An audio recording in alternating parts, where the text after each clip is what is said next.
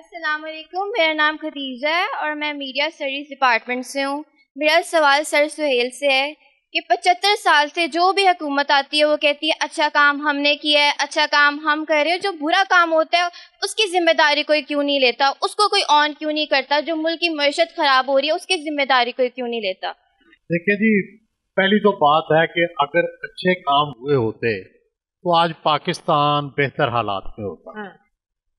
اس کا مطلب ہے کہ مجموعی طور پر اچھے کام نہیں ہوئے، اور میں سمجھتا ہوں کہ سب ہی ہم کولیکٹیولی ذمہ دار ہیں۔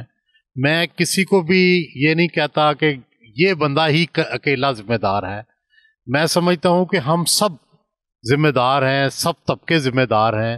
اگر کوئی ایک بھی طبقہ اچھا کام کر رہا ہوتا تو آج ملک کی تقدیر جو ہے وہ بدل گئی ہوتی، سیاسی جماعتیں اچھا کام کر رہی ہوتی، بیوروکریسی اچھا کام کر رہی ہوتی، یا ہم صحافی اچھا کام کر رہے ہوتے تو ملک کی تقدیر بدل گئی ہوتی۔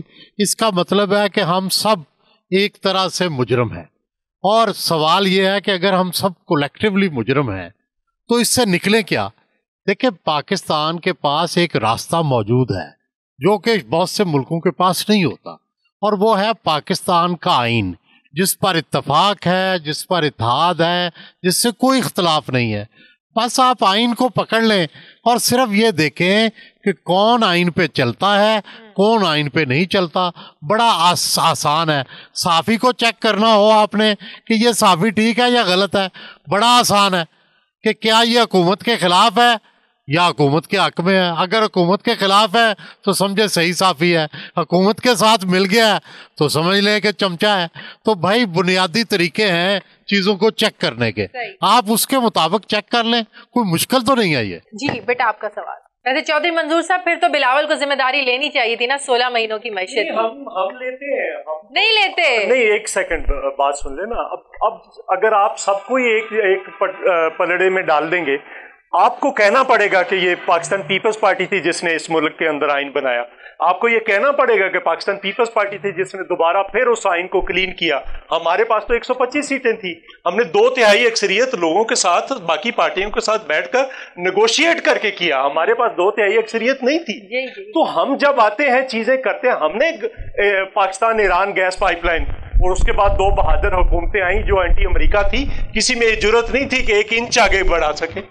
سو پاکستان پیپلز پارٹی نے ہی سی پیک جو اس وقت کیا، کنسیو کیا، اور پھر اس کے بعد جو اس کا حال ہوا وہ سب کے سامنے ہے۔ تو ہم نے جو کام کیے، ہمیں کہیں کہ ہم نے وہ کام کیے۔ پاکستان کا پرابلم یہ ہے کہ ہم گالی دینے لگتے ہیں تو سب کو، ہمیں کہیں کہ آپ نے یہ کام کیا اور آپ نے یہ کام نہیں کیا، اور باقی جماعتوں کو بھی بتائیں کہ آپ نے یہ کام کیا اور یہ کام نہیں کیا۔ ہمارے پلڑے میں جو غلط ہے وہ ڈالیں، ہم اس کو ایکسپٹ کرنے کے لیے تیار ہیں، لیکن جو ہم نے مائل سٹونز اچیو کیے ہیں ان کو بھی بتائیں لوگوں کو کہ وہ ہم نے کیے ہیں۔ جی سوال آپ کا۔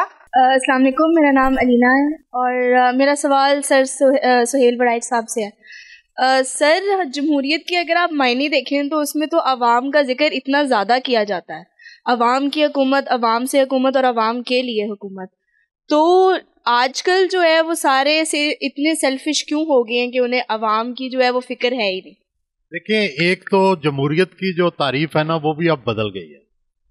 پہلے یہ ہوتی تھی جو آپ کہہ رہی ہیں کہ یہ عوام کی حکومت جس کو عوام ہی چلاتے ہیں، عوام ہی سپورٹ کرتے ہیں، عوام کے لیے ہی ہوتی ہے۔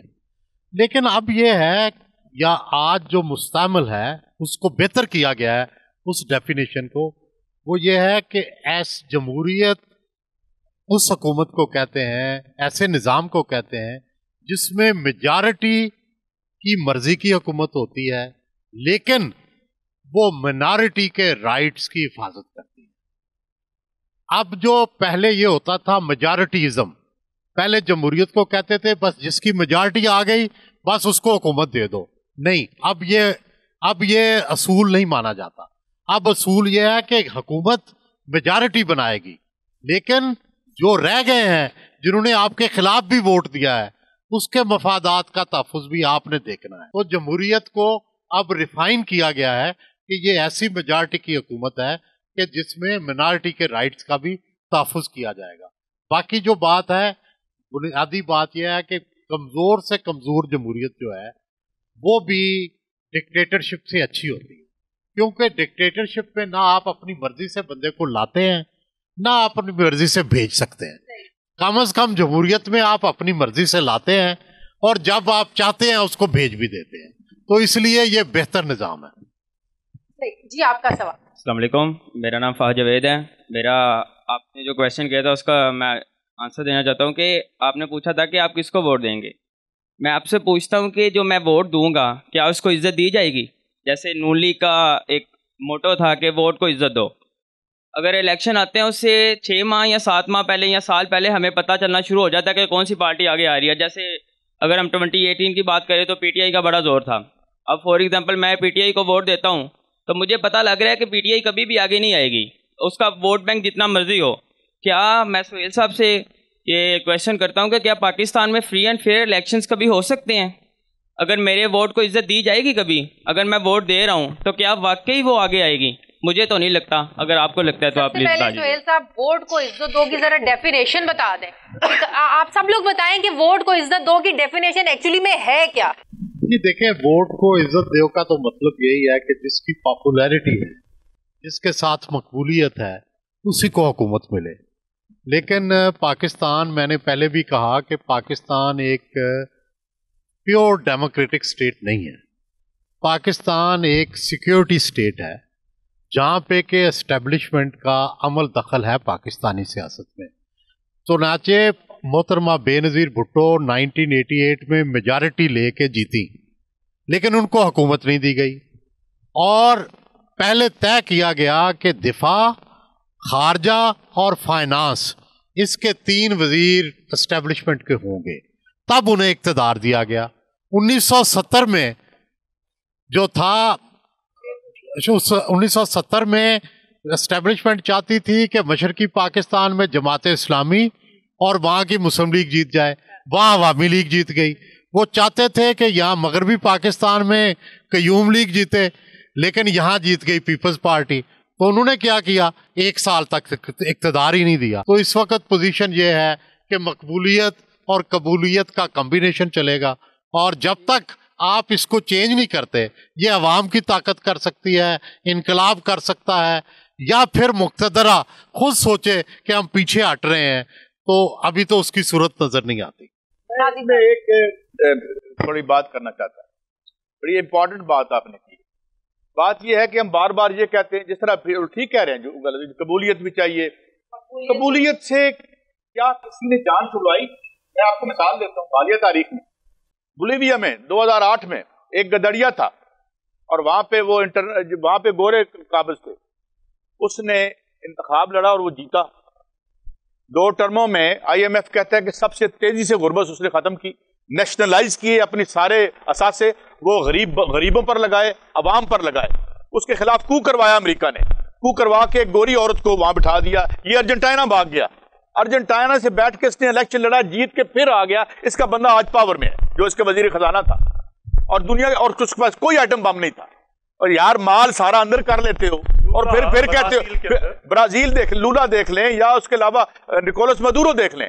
اور جب آپ خزانہ اٹھا کے بھاگنا ہے تو پھر وہ آپ کا جوتا لے کے بیٹھیں گے. اور پھر آپ کرتے کیا ہیں, ایک کو کٹ پڑ رہی ہے, ایک تو بتی چک کے کھڑے ہونے کی, جوتی غلط تو نہیں لگ رہی, وہ جوتیاں کھا بیٹھتے ہیں, اگلا آ جاتا ہے, پھر تینوں باری باری ہم مار کھاتے ہیں. وائی؟